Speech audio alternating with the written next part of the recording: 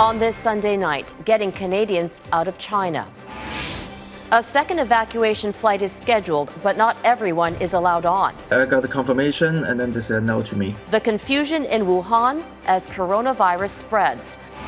Pipeline protests, the blockades hurting business in Canada.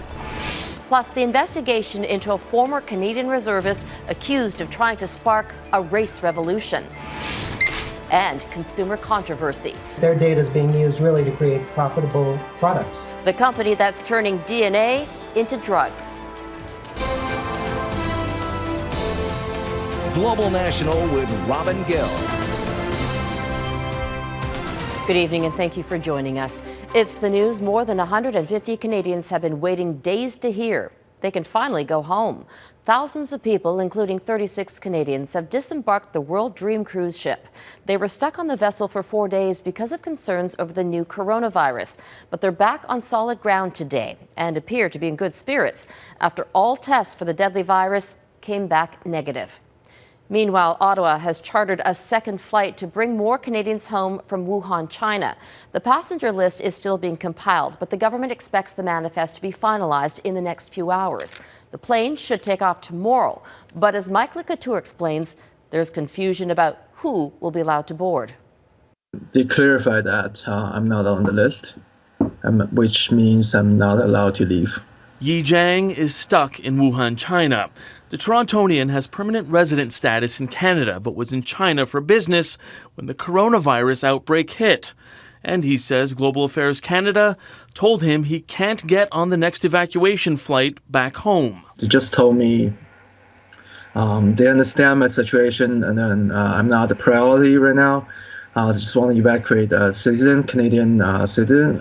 There were about a dozen permanent residents on the first evacuation flight, but it's believed they were allowed on because they were accompanying children. Thursday, Foreign Affairs Minister François-Philippe Champagne said the government is trying to get everyone out of China. We're certainly pushing to include also permanent residents who could be coming back home, and we will continue to make that representation to China. But there's confusion because people in Wuhan are being told it's the Canadian government, not the Chinese, who is saying permanent residents can't leave. So while the second government charter to repatriate Canadians has left CFB Trenton, it would seem Jiang won't be on that plane ride back home. Coronavirus has already claimed more than 800 lives in less than 2 months. That surpasses the number of SARS victims over an 8-month period back in 2003. Despite that, the Prime Minister says the risk remains low in Canada. The measures that we have taken on, as recommended by the World Health Organization and our own Chief Medical Officer, are effective till now. Some of those measures include putting 213 people in quarantine at CFB Trenton. And today, we got our first glimpse of life on the base, which includes fresh air time for evacuees. Even talking to friends from a distance, well, at least 2 meters, I guess, it's good to have a break.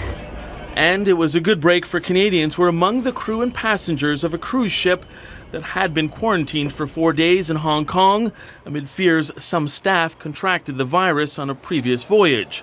Most were relieved to be let off, but this man felt otherwise.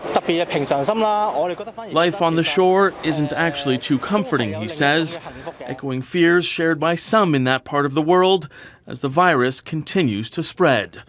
Couteur, Global News, Ottawa. Canada's Foreign Affairs Minister François-Philippe Champagne is calling on Iran to release the black boxes from the Ukrainian plane that was shot down last month by Iran's Revolutionary Guard. Champagne says the flight data recorders need to be analyzed outside of Iran, noting it's been more than a month since 176 people died in the downing of Flight 752, including 57 Canadians.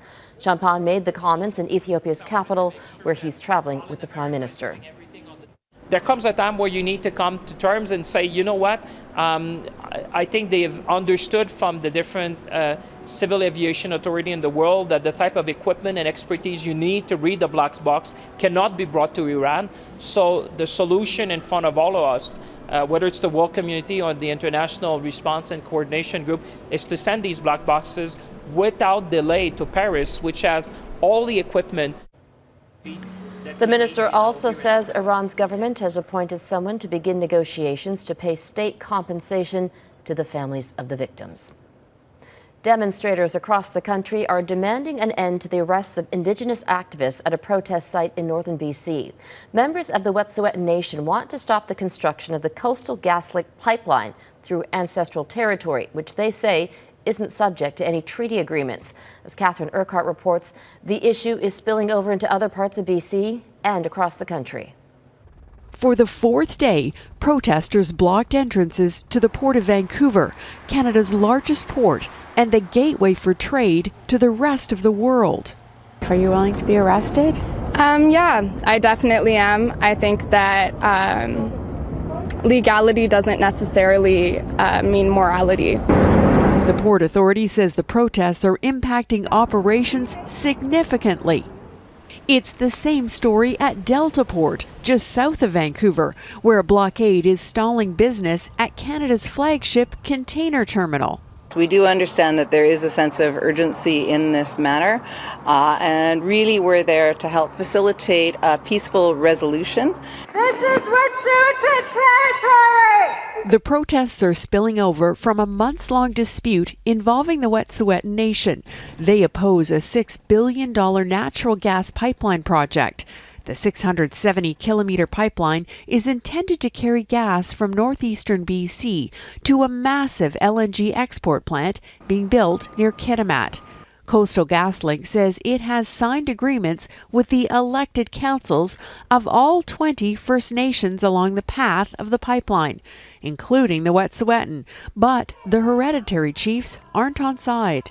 It's illegal what they're doing. Everyone that they arrest and remove from our territory were never charged. It's just harassment, and they were not impeding any access at all. They were in the homes. Do you have anything to say as you're being arrested? The RCMP have been enforcing a BC Supreme Court injunction to remove activists. Since Thursday, Mounties have been advancing down a Forest Service road, along the way dismantling protesters' camps to allow the work to begin. So far, 21 people have been arrested. In BC's capital, there are demonstrations of support for the Wet'suwet'en. Protesters lit a ceremonial fire at the provincial legislature. Across the country, in Toronto, pipeline opponents blocked a rail line, causing freight and passenger train delays. Anything we can do that can be done and support will happen. Back in Vancouver, the protests go on. There isn't a court injunction to get rid of them, and there's no indication that Vancouver police will step in like the Mounties have up north. Catherine Urquhart, Global News, Vancouver. Thai commandos shot dead a rogue soldier who killed 29 people in Thailand's worst mass shooting. Police say the 32-year-old gunman was killed this morning, a few hours after they raided a busy shopping mall where he'd been holed up.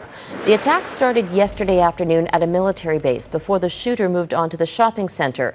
He posted messages to social media as he went. At one point, the Thai military brought in his mother to try to negotiate with him. Investigators believe the soldier was angry over a financial dispute. Democratic presidential candidates are in a race against the clock ahead of the New Hampshire primary on Tuesday. Senator Bernie Sanders maintains a lead heading into the vote, but attacks from all candidates are squarely focused on Pete Buttigieg, who has seen a surge in support following his narrow victory in Iowa. Reggie Cecchini reports. Democratic presidential hopefuls crisscrossing the Granite State, trying to lock in support and court undecided voters. Are the other candidates good? Yes. Some of them are. But there's too many of them, and that's the problem. Former Vice President Joe Biden maintains a lead nationally, but Senator Bernie Sanders remains the fan favorite in New Hampshire. And while the two candidates have different policy views, they're both on the same side when it comes to a rising star from the Midwest. Barack Obama called Joe Biden launching a grenade into Pete Buttigieg's campaign, mocking the former Indiana mayor's experience. Under threat of a nuclear Iran, Joe Biden helped to negotiate the Iran deal. And under threat of disappearing pets, Buttigieg negotiated lighter licensing regulations. The former VP reminding Buttigieg what VP stands for. But he's talking from the beginning about how I don't have a record to run on, as if I wasn't any part of that administration. But the criticism against Biden also comes from the public. His poll numbers are falling, and he failed to break the top 3 in Iowa. Meanwhile, Sanders, whose grassroots movement has flooded him with support, is attacking Buttigieg's donor list. He has about 40 billionaires who are contributing to his campaign. Buttigieg saying inclusion beats out isolation. We've gotten 2 million contributions in this campaign. I think the average is under $40. And we are building the movement that is going to defeat Donald Trump.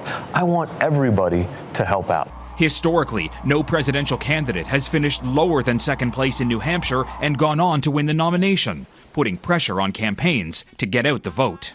I know you, and I will fight for you. New Hampshire, it's going to be up to you. With a pool of voters still candidate shopping, Democrats have to walk a fine line, appealing to a base on both policy and an ability to beat Donald Trump. Robin? Reggie Cecchini in Washington. Prime Minister Justin Trudeau says he has pressed Egypt's leader on Canadian citizens detained in that country. The two leaders sat down this weekend in Ethiopia at a summit of African leaders. A year ago, Egyptian authorities arrested Canadian engineer Yasser Albaz as he was leaving Cairo. They've held him without any public charges. Trudeau says promoting human rights is a key priority on his trip to Africa. He's there seeking support for Canada to get a seat on the United Nations Security Council. As David Akin reports from Ethiopia tonight, Trudeau's government is winning praise for helping female entrepreneurs in developing countries. A traditional welcome ceremony for Prime Minister Justin Trudeau to talk about a welcome initiative here in Africa and other parts of the developing world, helping women start up their own businesses. When women and girls have access to education and jobs, they lift their communities up. But all too often, they're still missing out on those opportunities. Moving forward together towards greater prosperity means ensuring that no one gets left behind. This is Africa, and the equality of women and men still is not pacified like the other countries. Canada is often criticized for not spending enough on foreign aid. It only spends about $6 billion a year, or 0.28% of GDP. But Canada does get credit for how it spends that money, with a focus on helping women and girls in developing countries around the world. Sometimes that aid goes to improve maternal and child health, but an increasing amount of Canada's foreign aid budget is now spent helping female entrepreneurs get access to financing and training to start and run their own business. As a government seeing some real results, one of the challenges of getting women to be entrepreneurs has always been there, and we're beginning to see that success. But the other challenge is always to get entrepreneurs in Canada to see global markets as that possibility. It's an approach that has the full support of the business owners Trudeau met on Sunday. I mean, it is fantastic because especially, on that level, when there is a support of women, it can trickle down. And it is very important for such kind of support because this is what makes the woman case stronger. And it's a foreign aid focus that could have a payoff back in Canada. Rahel's business is now so successful, she is exporting her product. It's a traditional Ethiopian flatbread called injera. She is exporting that to customers in Toronto. Robin? David Akin reporting tonight.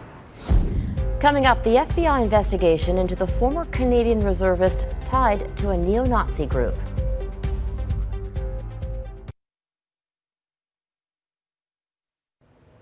A former Canadian Forces reservist from Winnipeg could face up to 60 years in prison after being indicted by a U.S. grand jury. Patrik Matthews was arrested as part of a sweep against an American neo-Nazi group that was allegedly plotting to incite violence at a gun rally in Virginia. As Eric Sorensen reports, we're learning more about what's behind the chilling accusations. In one sense, these are the moderates, gun rights advocates with their high-powered weapons rallying peacefully in Virginia last month. There is a force that is getting organized for a revolution to emancipate humanity. Despite the rhetoric, little did people here realize the violence that might have happened. According to the FBI, some members of the base, a white supremacist group, spoke of targeting people at this rally. The FBI says the base wants to start a race war in the U.S. that would lead to a white ethno-state. This is a group that is proponents of terror attacks. Ryan Thorpe, an investigative reporter for the Winnipeg Free Press, got to know a Canadian connected to the base, Patrik Matthews. Last August, shortly after Thorpe published a story about him and the base, the RCMP raided Matthews' home and seized weapons. A week later, Matthews was reported missing. Soon, he would be on the radar of the FBI. He walked into a pretty elaborate FBI investigation and actually interacted with an undercover agent. Within 2 days of being reported missing in Manitoba, the FBI says Matthews crossed the U.S. border illegally and made his way to Michigan. There, he met two men who had driven up from Maryland, members of the base, a group already being closely watched by the FBI. The trio then drove back to Maryland, and Matthews was taken to Virginia. 2 weeks later, one of the men, Mark Lemley, drove Matthews in a pickup truck down to Georgia. There were other members of the base there. Oh, and one other key figure, an FBI agent who had infiltrated the Georgia group. The FBI says Matthews bought ammo, and there was a training camp like this one with guns. In November, Matthews returned north to an apartment in Delaware. In December, the FBI snuck in, installed a camera, and seized images of Matthews testing out a gas mask and other evidence. The FBI says it heard Matthews and Lemley talk about inciting violence at the upcoming gun rally in Richmond, Virginia in January.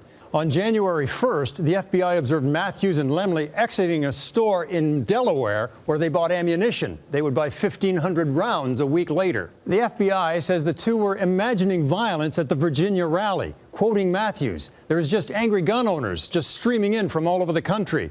And Lemley later saying, "They're like shooting their way out of the city, essentially."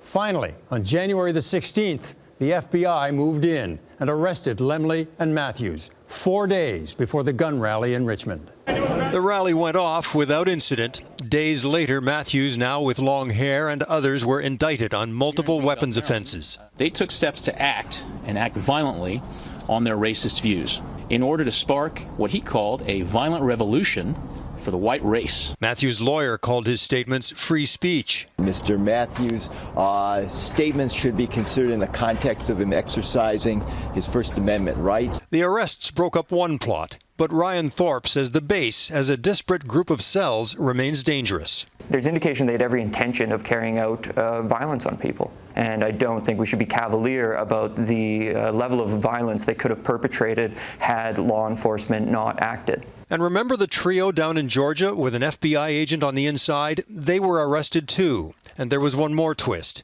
The FBI says one of them got worried about Matthews, believing he was a threat to their broader operation, and spoke of killing him. In the end, the FBI not only may have prevented violence at the gun rally, they may have saved Patrik Matthews' life. Eric Sorensen, Global News, Toronto. Still ahead, the rocky airplane landing that will have you on the edge of your seat. A powerful storm is battering Britain with hurricane-force winds and so much rain that more than 200 flood warnings are in place across the UK. Rushing water ripped through the streets of this town in Yorkshire, and it's a similar scene in many other places. Train travel has been brought to a halt by floodwaters and high winds. And just imagine being a passenger on this plane as it tried to land in those punishing winds. The storm forced a flight from Warsaw to London to divert to Birmingham, where it touched down, swerving side to side, and then landed with a bounce. The storm has caused hundreds of flight delays and cancellations in the UK and across Europe. There is political turmoil in Ireland. An exit poll suggests a dead heat after yesterday's parliamentary elections. Ballot counting is still underway, but the poll indicates the Prime Minister's centrist Fine Gael party is neck and neck with the opposition Fianna Fáil and a third party, Sinn Féin. All three parties have received about 22% of first preference votes. Analysts are forecasting some sort of coalition is inevitable. Up next, a DNA testing company faces ethical questions after developing a new drug.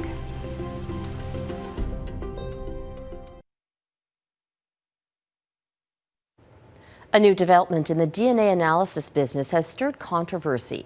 One of the leading companies in the field has helped create a new drug using samples collected from its own clients. But as Ross Lord reports, it raises questions about what those swabs of saliva are really being used for and whether customers are getting a fair deal.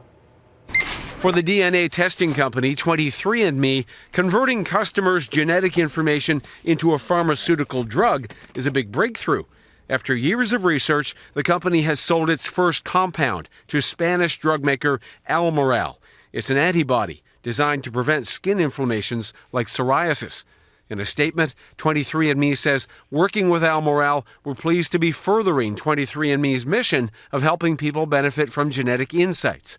But any financial benefits will stay with the drug company, not customers, an arrangement some bioethicists question. Those people should be able to share in the profits. They're not necessarily as aware as subjects are in a research trial that their data is being used really to create profitable products. It's a new frontier for an industry founded on deepening our understanding of ancestry and providing insight on predispositions to specific health issues. Roughly 10 million people around the world have paid 23andMe to analyze their DNA. About 80% of customers have agreed their anonymous information can be used for drug research and that the agreement comes with no financial benefit. But now that it's becoming a reality, some might reconsider the arrangement. A lot of people are going to start to question their participation in those services. In Canada, a 23andMe Ancestry kit costs $129. But if you want to use their medical testing services too, that increases to $249. They're going to start to doubt that these services are worth their investment. Indeed, 23andMe is now announcing sales have declined. The company is laying off staff and scaling back its clinical studies division. A surprising turn in the unpredictable world of DNA collection, given the rise in popularity over the last few years. Ross Lord, Global News. And that is Global National for this Sunday. I'm Robin Gill. Tonight, your Canada is Gondola Point in New Brunswick. Thank you for watching. Donna Friesen will be here tomorrow. Have a great night.